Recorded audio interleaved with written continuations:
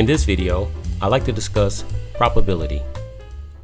Now, probability is how likely something is to happen. And when determining likelihood, we use language like impossible, unlikely, just as likely, likely, and certain to describe the extent to which something is to happen. For example, the word impossible can be used to describe the likelihood of rolling 8 on a fair die. Now, since the largest number of a fair die is 6, it is not possible to roll anything greater than 6. The word unlikely can be used to describe the likelihood of randomly picking a purple marble out of this bag, since a very small portion of the marbles in this bag are purple. And next, an event that can be described as just as likely is flipping heads on a coin. Now, since a coin only has 2 sides, the likelihood of landing on heads is just as likely as landing on tails.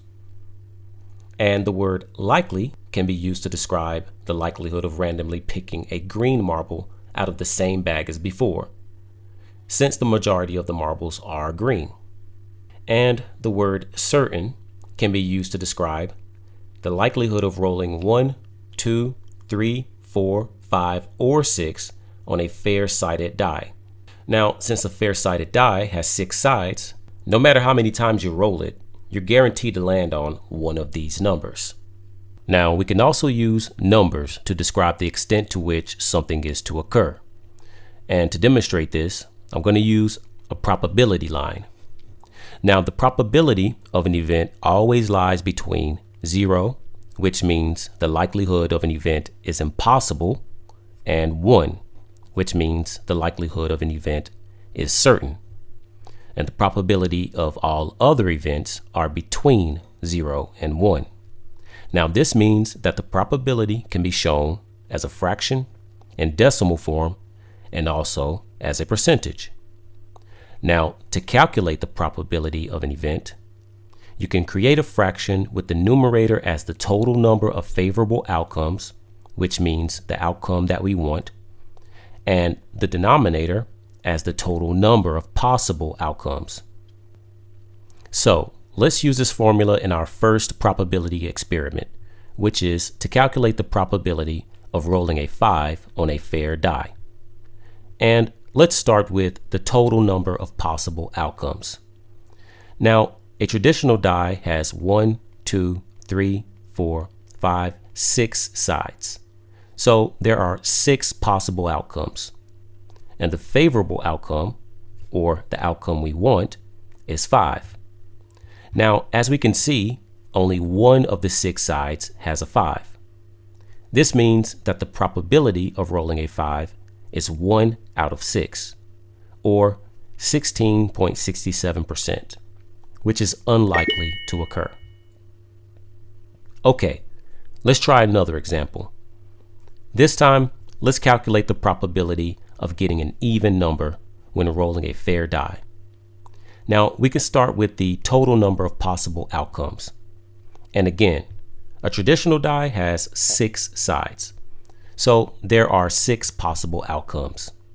And the favorable outcome, or the outcome we want, is an even number.